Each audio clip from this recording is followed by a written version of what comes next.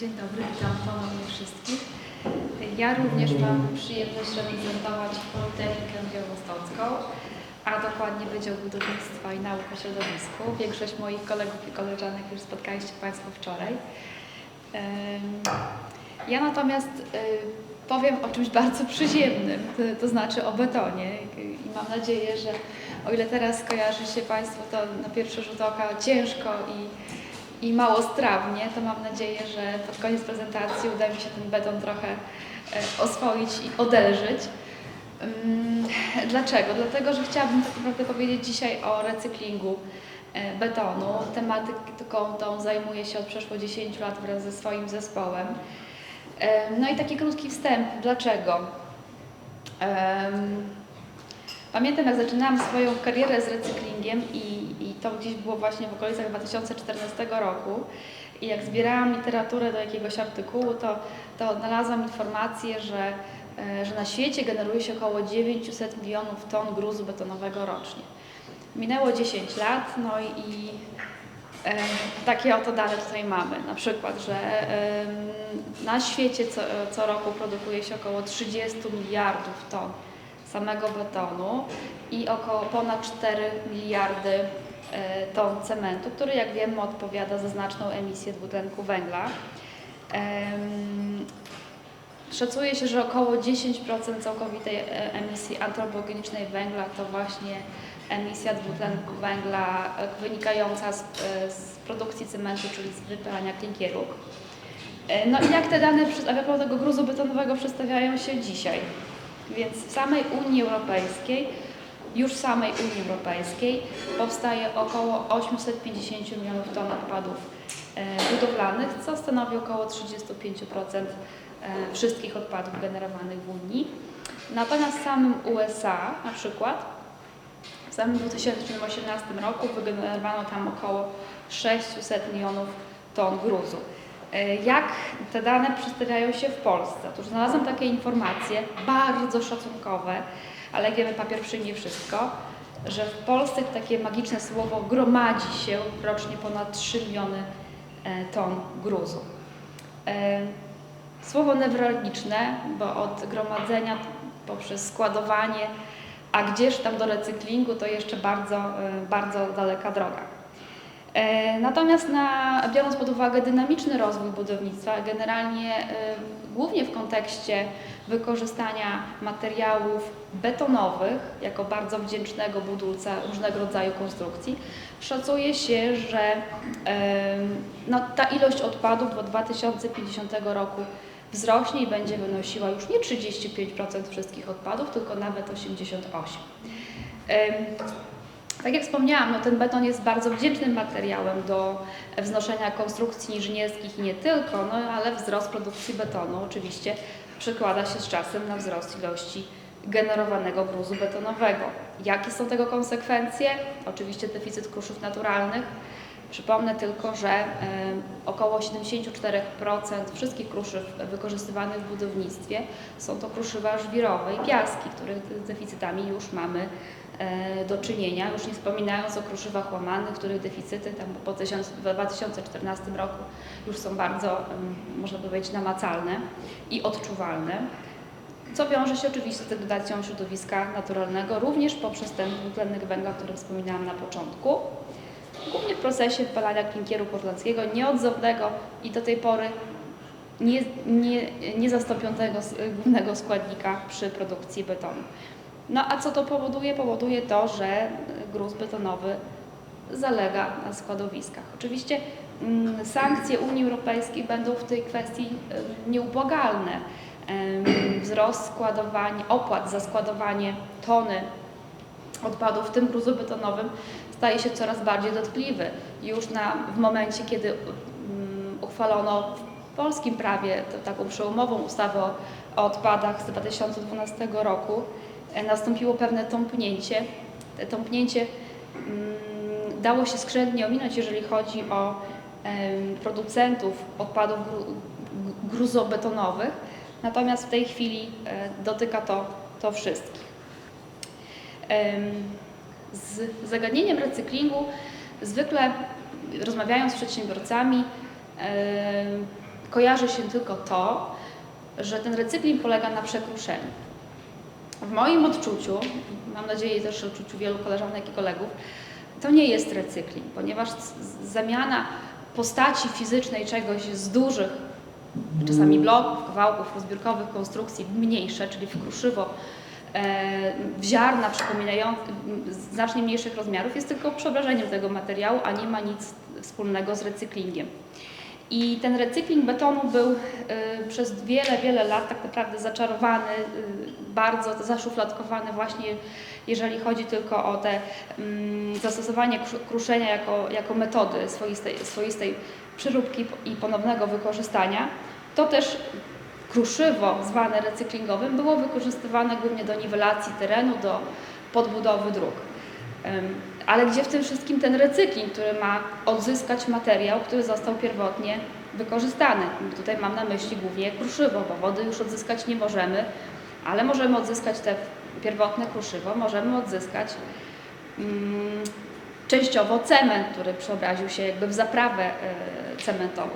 Ale tak pokrótce tylko wspomnę o tym, że naukowcy i też branża, przy współpracy z branżą próbowano wielu metod różnych, takiego udoskonalenia tej metody mechanicznej, czyli po prostu wrzucenia do kruszarki większych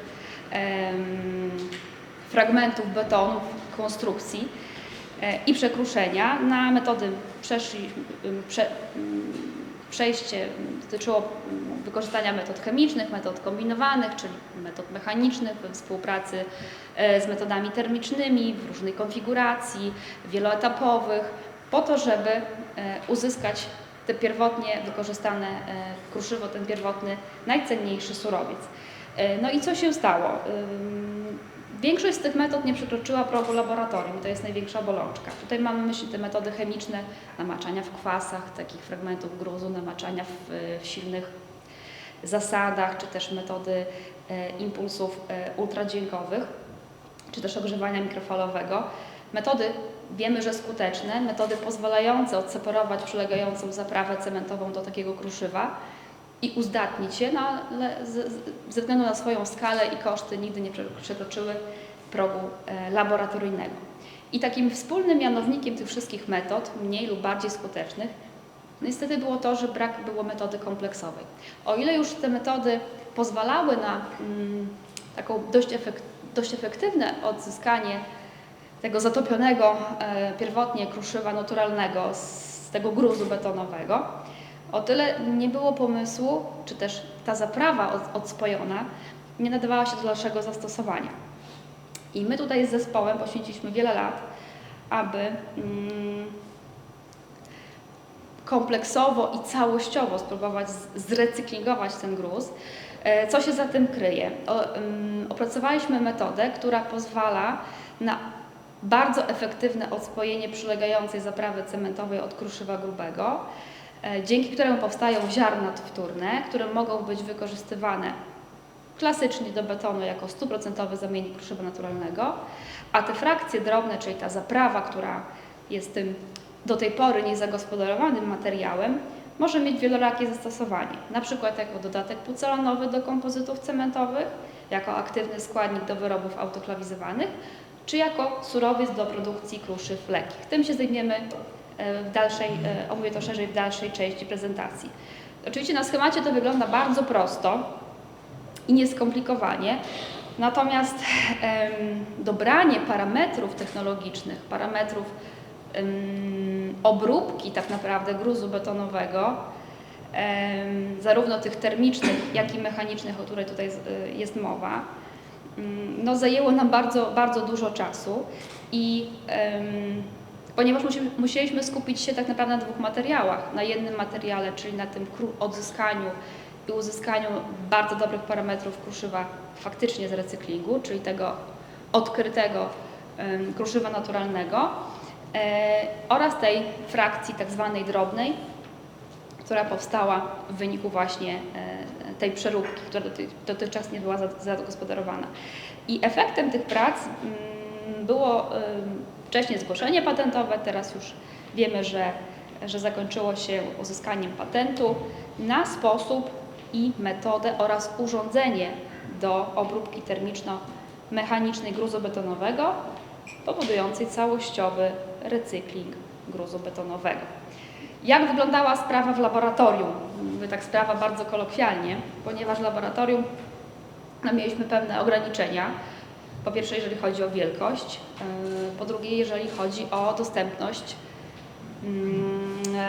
powierzchniową. No i musieliśmy wykorzystać urządzenia, które mieliśmy w tym czasie dostępne, no ale udało się. Tutaj w pierwszym etapie, tak jak wszędzie, czyli tak w tych pospolitych metodach recyklingu gruzu, zastosowaliśmy do rozfrakcjonowania większych elementów betonowych kruszarkę. Kruszarka szczękowa, która podzieliła nam nasz gruz na mniejsze frakcje.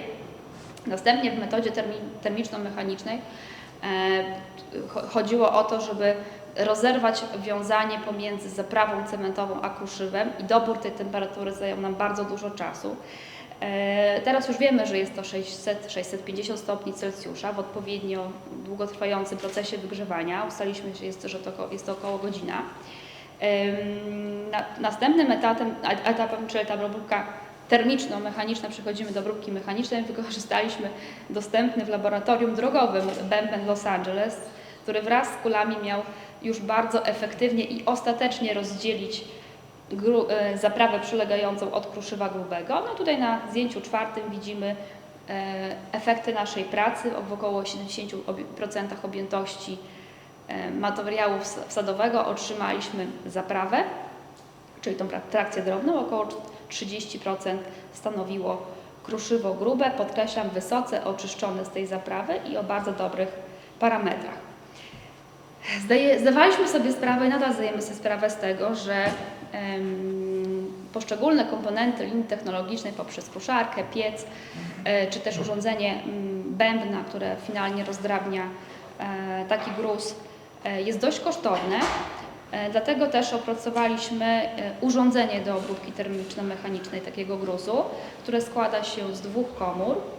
Urządzenie na zasadzie pieca obrotowego pocholonego odpowiednim kątem, z dostarczeniem oczywiście ciepła, które obracając się przesuwa materiał z komory prażenia do komory ścierania i kruszenia wyposażonej o system jeszcze dodatkowo ścierających walców. No i efektem jest właśnie uzyskanie po przesianiu materiału wsadowego, uzyskanie kruszywa grubego i frakcji drobnej, która po domieleniu może być wykorzystywana na przykład jako dodatek do kompozytów cementowych, jako składnik w wyrobach wapienno-piaskowych, czy też jako surowiec do produkcji kruszyw lekkich. Także w toku przeprowadzonych badań określiliśmy zarówno wpływ temperatury, jak i czasu prażenia na właściwości kompozytów cementowych z kruszywem recyklingowym. Wykorzystaliśmy gruz pozyskany z materiału, z betonu wyprodukowany w laboratorium, ale też oczywiście z przemysłu. Także to nie były tylko 28-dniowe czy 60-dniowe, czy po wielomiesięcznych okresie dojrzewania kostki betonowe wykonane o znanej recepturze, ale były to też na przykład krawężniki drogowe, które były wiele lat eksploatowane. Te wszystkie surowce zostały przez nas przebadane, ustaliliśmy najkorzystniejsze warunki obróbki termiczno-mechanicznej, ale też wykonaliśmy badania również wpływu temperatury i czasu prażenia na właściwości kompozytów cementowych z zastosowaniem zaprawy recyklingowej. Także te badania szły jak najbardziej dwutorowo. Później określiliśmy również właściwości kompozytów wapienno-piaskowych z wykorzystaniem takiej zaprawy przy współpracy z producentem naszym tutaj lokalnym, firmą Silikaty Białystok. Przeprowadzone były oczywiście badania fizykochemiczne, badania mikrostrukturalne, które dowodziły tego, co się tam dzieje na powierzchni tego kruszywa,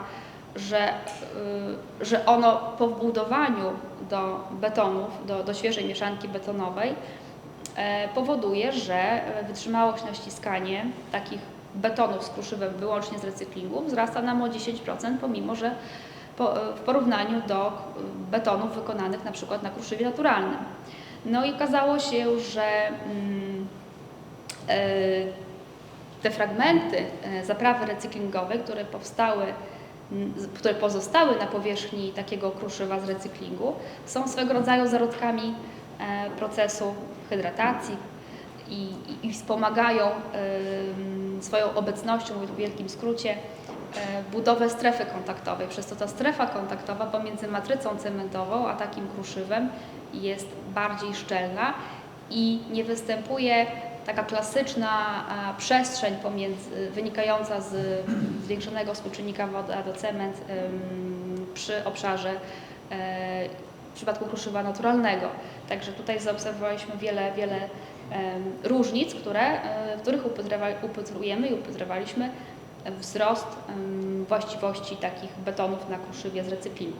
Tutaj na tym zdjęciu chciałam tylko pokazać przykład takich bardzo prostych badań laboratoryjnych wykonanych na 2 rodzajach kruszywa. Kruszywa, które w części było kruszywem z recyklingu, w części było kruszywem, można powiedzieć, naturalnym.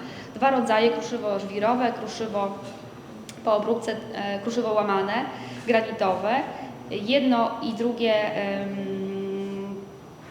poddaliśmy obróbce termiczno-mechanicznej według naszej metody, tylko że chcieliśmy sprawdzić na jednym ziarnie kruszywa, co się dzieje po kruszywie, które miało kontakt z zaczynem, cementowym, a które tego kontaktu nie miało, a następowała obróbka termiczno-mechaniczna. Jak bardzo zbliżymy się powierzchnią do takiego kruszywa praktycznie naturalnego. Więc jedną część kruszywa, ta, która została zaznaczona w jednym i w drugim przypadku jako bez kontaktu z zaczynem, zatopiliśmy w parafinie, żeby zablokować proces hydratacji, a druga część była jakby tak nieimpregnowana, zatopiliśmy to w zaczynie cementowym. Przeprowadziliśmy obróbkę termiczno-mechaniczną, no i tak naprawdę w przypadku kruszywa żwirowego jest największy efekt, tak? Czyli tak naprawdę niedostrzegalna jest różnica między częścią kruszywa, która miała ten kontakt z zaczynem cementowym i była po obróbce termiczno-mechanicznej, którą my proponujemy, i tą część najbardziej naturalną, która była pokryta parafiną, która była tak tłusta, nie było możliwości dojścia zaczynu cementowego. Trochę inaczej sytuacja przedstawia się w przypadku kruszywa łamanego. Zresztą od początku widzieliśmy, że w przypadku kruszyw łamanych, z racji ich budowy, proces recyklingu i oczyszczania z zaprawy cementowej będzie bardziej żmudny. Ja tak mówię cały czas o tej zaprawie cementowej jako takim złu świata, ponieważ zakładam, że tutaj jakby wszyscy orientujemy się, że ta zaprawa przyczynia się do wszystkich najgorszych cech takiego kruszywa z recyklingu. Zwiększa jego porowatość, zwiększa jego nasiąkliwość. Po wbudowaniu takiego kruszywa do betonu, no tak naprawdę mamy bardzo słabe efekty i spadek wszystkich parametrów, jakie możemy stawiać betonu. Natomiast nasze kruszywo po obróbce termiczno-mechanicznej poprawia parametry tego betonu, więc coś musiało się zadziać i myśmy spędzili wiele miesięcy nad dojściem, co tak naprawdę się wydarzyło. Tutaj widzimy, wracając do tematu, widzimy, że tutaj ta przestrzeń, ten obszar kruszywa granitowego łamanego bez kontaktu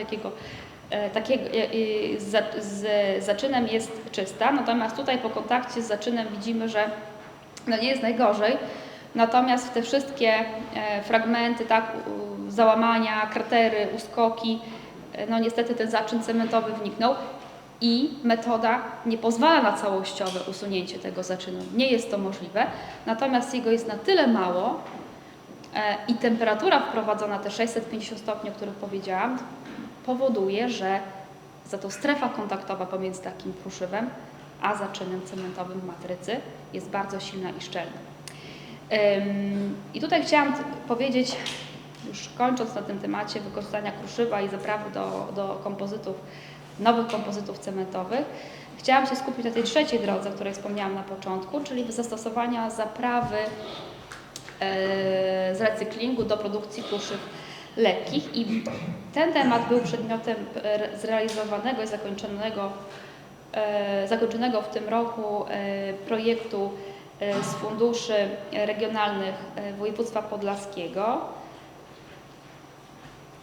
Schemat, skąd pozyskaliśmy frakcję z recyklingu, jest bardzo podobny do tego, który wcześniej Państwu pokazywałam. Natomiast myśmy poszli dwutorowo. Zajęliśmy się również gruzem geopolimerowym, ponieważ geopolimery są również obszarem naszych badań od od kilku lat jako materiały nie wykorzystujące cementu na przykład, ale zamiast tego pucolany odpadowe. Poszliśmy krok dalej, chcieliśmy sprawdzić, czy da się zrecyklingować również taki geopolimer. No i z tych dwóch tak naprawdę źródeł odpadów betonowych, gruzobetonowych spróbowaliśmy wykonać kruszywa lekkie. W przypadku tej metody termiczno-mechanicznej ta zaprawa była bardzo aktywna, ona miała pewne utajone właściwości wiążące, więc ją bezpośrednio po domieleniu można było wbudować tak naprawdę jako surowiec do produkcji kruszyw lekkich. Natomiast gruz geopolimerowy, czyli mówię tutaj cały czas o zaprawie geopolimerowej, z recyklingu geopolimerów również po domieleniu miała pewne właściwości, które uzdatniały ją do produkcji kruszyw lekkich. Natomiast zastosowaliśmy i tak dodatkowy domiał, no i opracowaliśmy temperaturę, która miała być spiekania, utwardzania tej masy surowcowej, która miała być konkurencyjna dla dostępnych na rynku kruszyw lekkich. Tu mamy na myśli na przykład kruszywa typu certyt, keramzyt, czy też szkło piankowe, które jest popularnym kruszywem lekkim. No i wytworzyliśmy własne kruszywa lekkie, właśnie bazujące w 70% masy surowcowej na tych wymienionych przeze mnie odpadach. Nie stosowaliśmy środków spieniających, w przeciwieństwie do tych kruszyw dostępnych na rynku, a zastosowaliśmy bardzo niską temperaturę wypiekania, jak się okazuje, tylko 400 stopni Celsjusza i uzyskaliśmy bardzo dobre parametry tych kruszyw.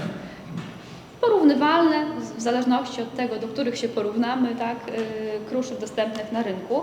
Natomiast ta temperatura 400 stopni jest około 3 razy już niższa od tych stosowanych temperatur w przypadku spiekania kruszyw LSA, czy też kruszyw keramzytowych. Tam przekroczamy ponad 1000 stopni Celsjusza, 1000-1200. Nam się udało wykonać kruszywa lekkie tylko przy temperaturze 400 stopni Celsjusza. We współpracy z Wydziałem Mechanicznym Politechniki Białostockiej przeprowadziliśmy m.in. badania mikrotomograficzne, które pozwoliły nam na określenie objętości porów w takim przykładowym kruszywie. Okazało się, że te pory stanowią prawie 30% objętości takiego kruszywa. Oprócz wielu podstawowych badań stawianych kruszywom lekkim, przeprowadziliśmy również badanie wymywalności metali ciężkich według rozporządzenia ministra gospodarki i żeglugi śródlądowej, ponieważ szczególnie baliśmy się tych metali ciężkich, które mogły się pojawić w wyniku zastosowania gruzu z recyklingu geopolimerów. Jak się okazało, stężenia tych metali ciężkich nie przekraczały dopuszczalnych limitów podanych w rozporządzeniu, także przeszliśmy do dalszej realizacji naszego projektu, zbadaliśmy mrozoodporność takich kruszyw, gęstość nasypową, nasiąkliwość wagową, wytrzymałość na miażdżenie. I co się okazało? Tutaj zaznaczyliśmy na symbolem KGO jako kruszywa z recyklingu geopolimerów, KCM jako kruszywo z recyklingu betonu cementowego, certyt i popularne kruszywo lekkie stosowane keramzyt. Widzimy, że jeżeli chodzi o nasiąkliwość, to te kruszywa lekkie geopolimerowe zbliżone mają wartość nasiąkliwości właśnie do certytu, natomiast te z gruzu betonów cementowych no tutaj bardziej w kierunku keramzytu się kształtują. Natomiast ciekawe wyniki uzyskaliśmy w przypadku wytrzymałości na miażdżenie i tutaj te kruszywo lekkie z recyklingu gruzu cementowego, z betonu cementowego miało zbliżone wartości wytrzymałości na miażdżenie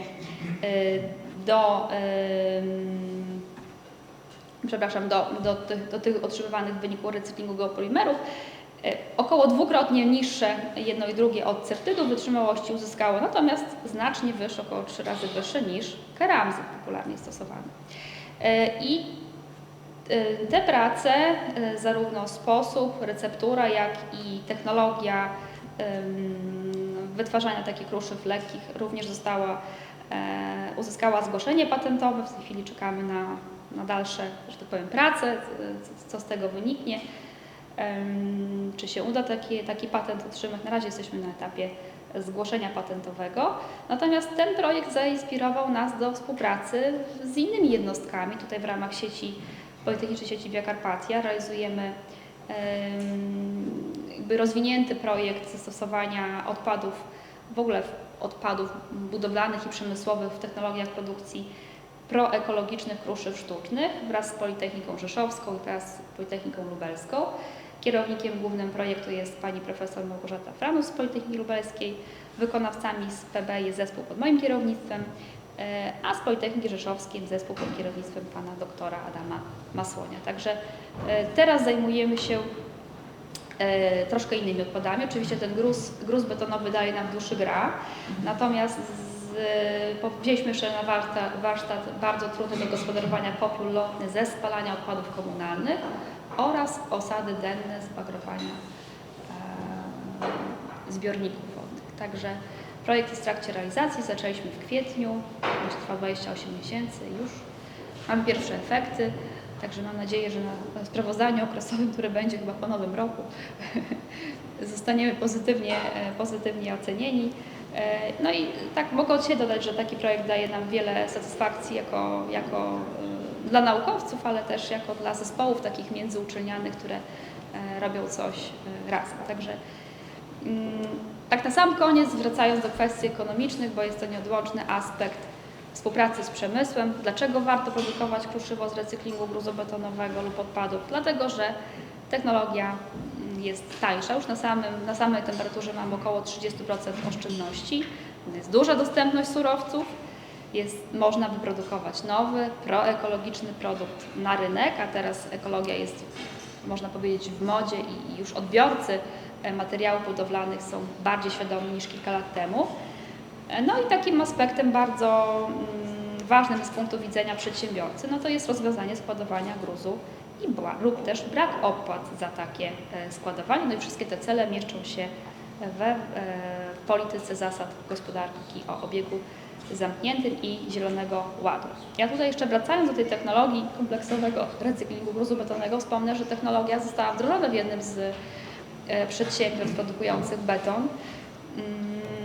Także natomiast niezbędne było wsparcie środków zewnętrznych. Tam pamiętam, firma starała się o dofinansowanie chyba 20-milionowe do poszerzenia swojej działalności i takie komponenty jak odpowiedniej wielkości kruszarka, czy też ciągi, taśmociągi, piece i młyny kulowe zakupiła. No i mam nadzieję, dawno się nazywa i mam nadzieję, że ta produkcja nadal trwa. Także ja bardzo dziękuję i zapraszam do kontaktu i do współpracy.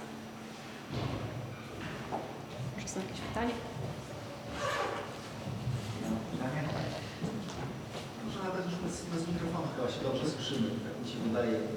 Bo w ostatnich latach jest taka tendencja, jeśli chodzi o tworzywa polimerowe przykładowo, żeby przestawić się na produkcje takie, które ułatwiają recykling. Czyli zmiana struktury, składu, w tym kierunku, żeby ten recykling był ułatwiony mocno.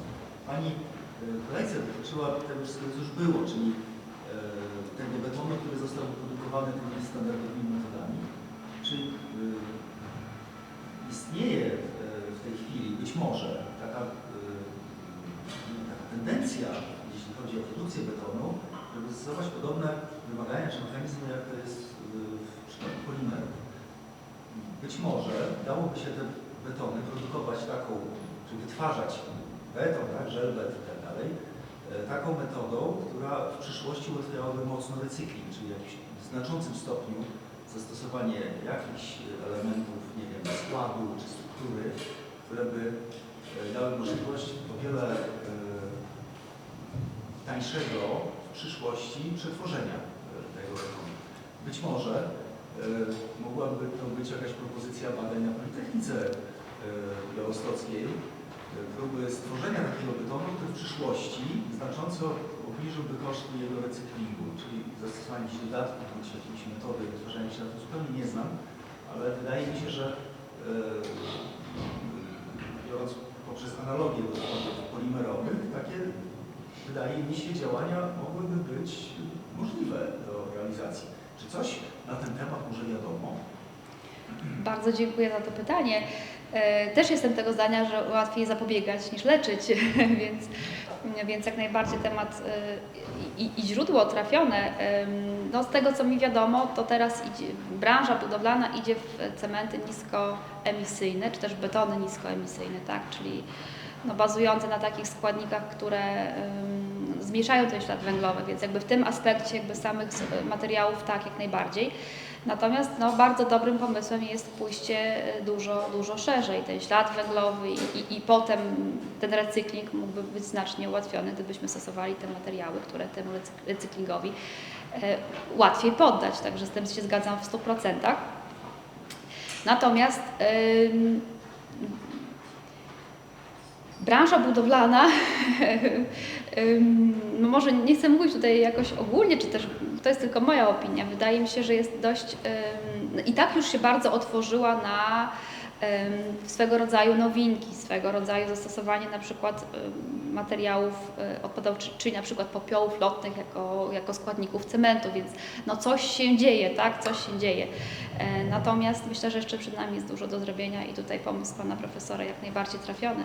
Mam nadzieję, że przy współpracy obu Politechnik i Wydziału Mechanicznego uda nam się coś wspólnie zaprojektować, tak, bo to słuszne stwierdzenie, że my radzimy sobie z tym, co jest, a trzeba pomyśleć od początku. Ale myślę, że to jest bardzo dobre pytanie i bardzo dobry pomysł na zrealizowanie czegoś nowego. Mi wiadomo, że na Wydziale Mechanicznym jest cały szereg osób, które pracują właśnie nad tworzywami degradowalnymi, czyli tak, żeby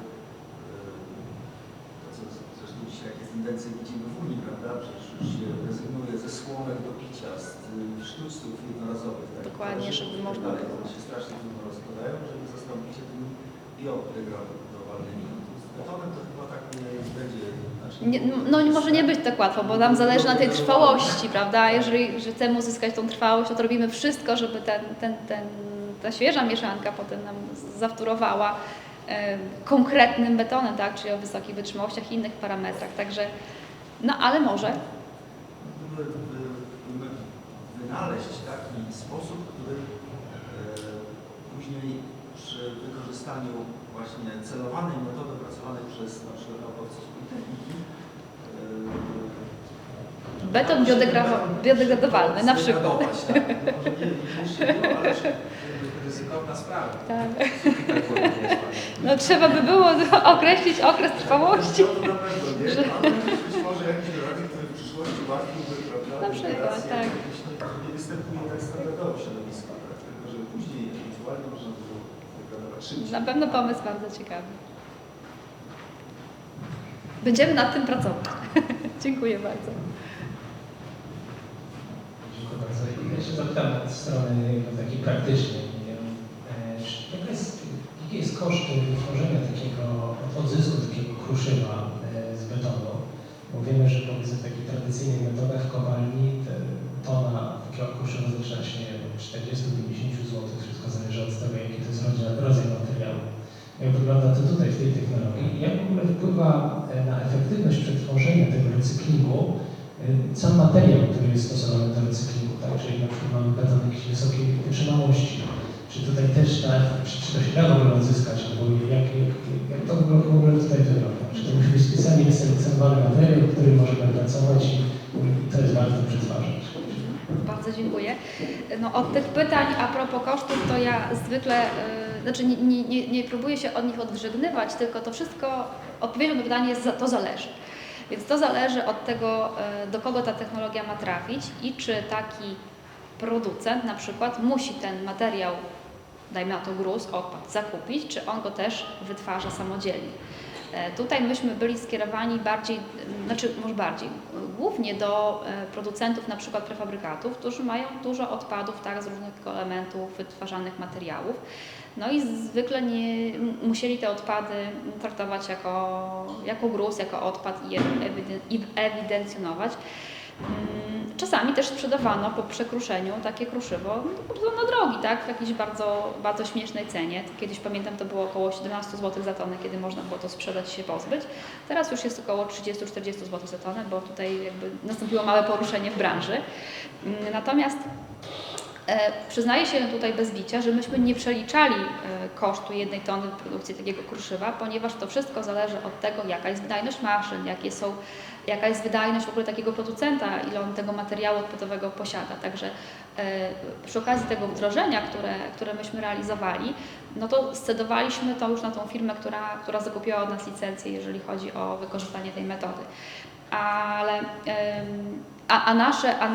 nasze obliczenia skupiły się tylko na tym, ile taka technologia może kosztować, więc lat temu 5 taka technologia była wyceniana na około 800 000. Mówię tutaj o technologii piec pod tą firmę, tak? Czyli to była kruszarka odpowiedniej wielkości, był to piec ceramiczny lub też inny o tej takiej mocy, która pozwala na utrzymanie wsadów w temperaturze 650 stopni przez godzinę.